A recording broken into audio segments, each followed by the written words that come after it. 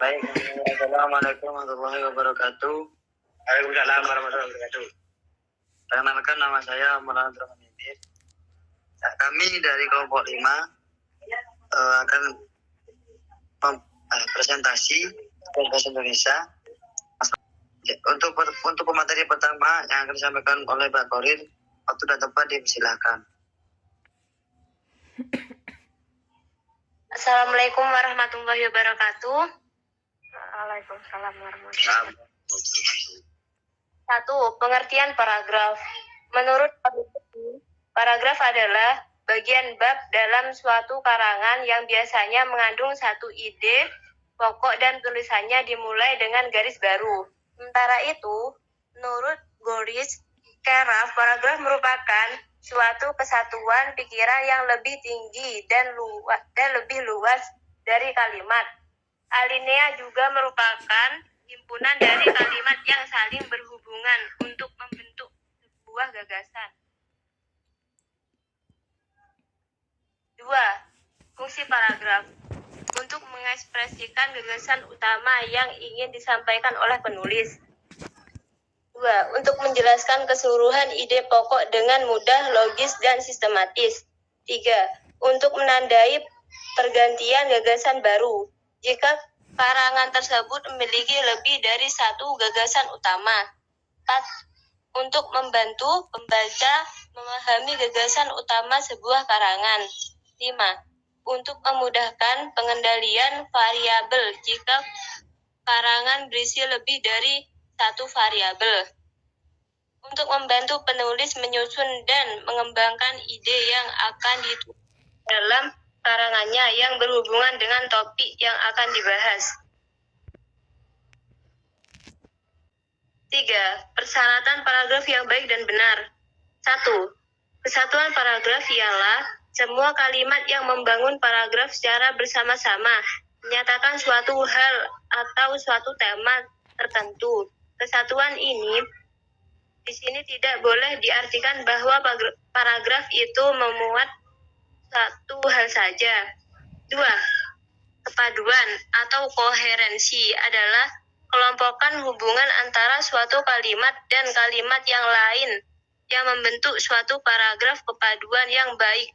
Tetapi apabila hubungan timbal balik antar kalimat yang membangun paragraf itu baik, wajar, dan mudah dipahami, kepaduan sebuah paragraf dibangun dengan memperhatikan beberapa hal seperti pengulangan kata kunci, penggunaan kata ganti, penggunaan transisi, dan kesejajaran atau paralelisme.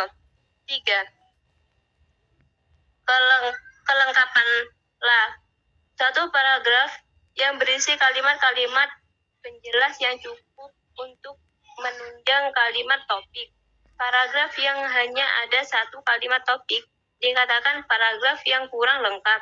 Apabila yang dikembangkan itu hanya diperlukan dengan pengulangan-pengulangan adalah paragraf yang tidak lengkap.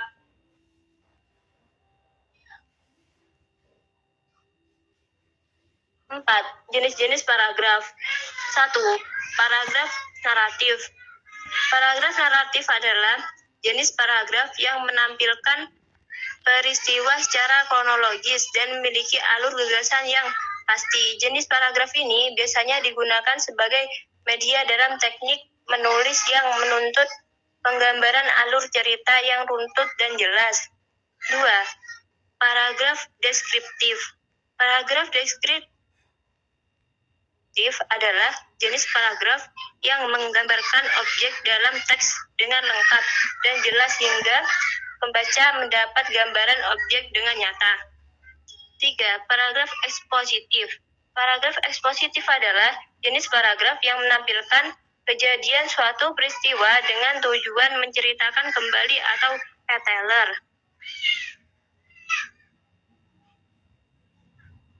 Terima kasih.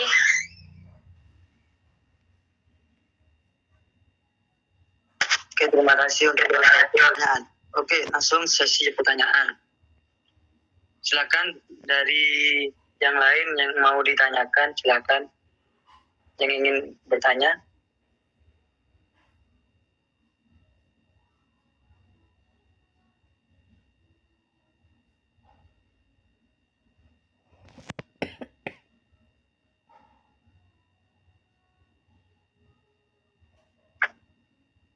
Monggo. Yang lain mau ditanyakan, silakan.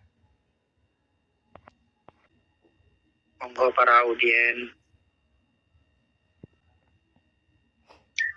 Saya Dedu Anggraini ingin bertanya. Ya, monggo. Bagaimana cara kita menemukan paragraf di dalam sebuah teks atau tulisan? Terima kasih. Saya Siti Halimatul Zahro mau bertanya. Pertanyaannya, menurut kalian apa saja jenis paragraf dapat dibagi atau diklasifikasikan? Jelaskan masing-masingnya. Masing-masing jenisnya. Oke, terima kasih Mbak Siti Halimatul Zahro.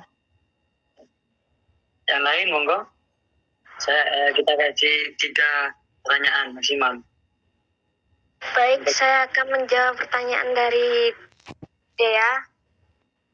Bagaimana cara kita menemukan paragraf di dalam sebuah teks atau tulisan? Dalam sebuah tulisan, paragraf bisa ditandai dengan barisan pertama yang menjorok ke dalam. Sedangkan jika tidak ada yang demikian, paragraf bisa ditemukan pada kelompok kalimat yang dipisahkan dengan spasi yang lebih besar. Terima kasih. Lanjut. Barusan Mbak Siti Halimatul Zahro bertanya, silakan untuk dijawab. Mohon diulang untuk pertanyaannya Mbak Zahro. Iya sih. Pertanyaannya, menurut kalian apa saja jenis paragraf dapat dibagi atau diklasifikasikan? Jelaskan masing-masing jenis paragraf tersebut.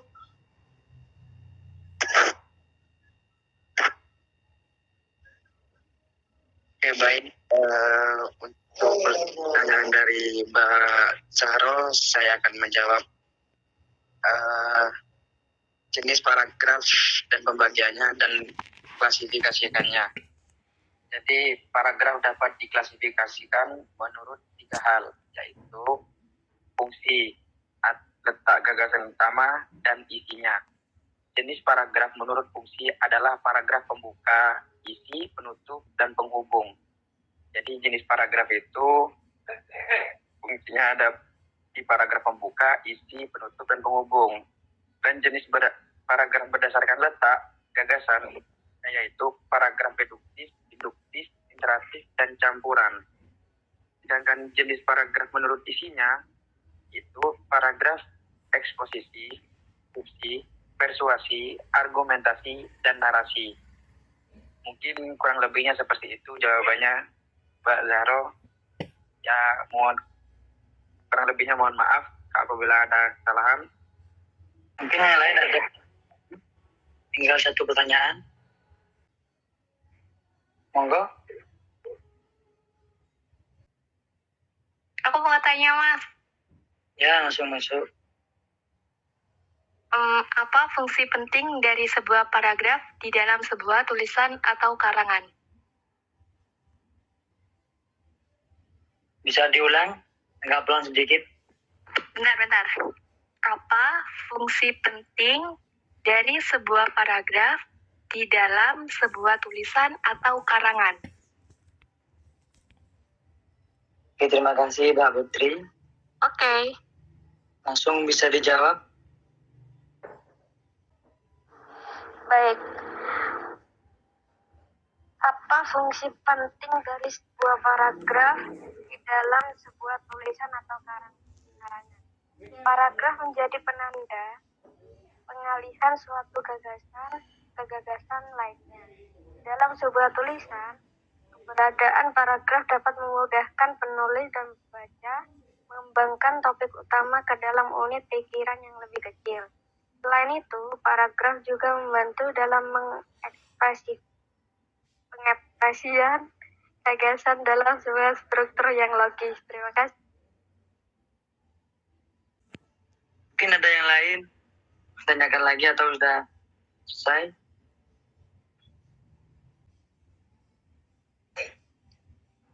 Ya mungkin cuman itu presentasi dari kami untuk hari ini. Mohon maaf apabila ada kesalahan untuk teman-teman semuanya dan audiens yang sudah ikut bergabung. Apabila ada kesalahan, mohon maaf yang sebesar-besarnya. Wabillahi taufiq wal hidayah. Wassalamualaikum warahmatullahi wabarakatuh. Waalaikumsalam warahmatullahi wabarakatuh.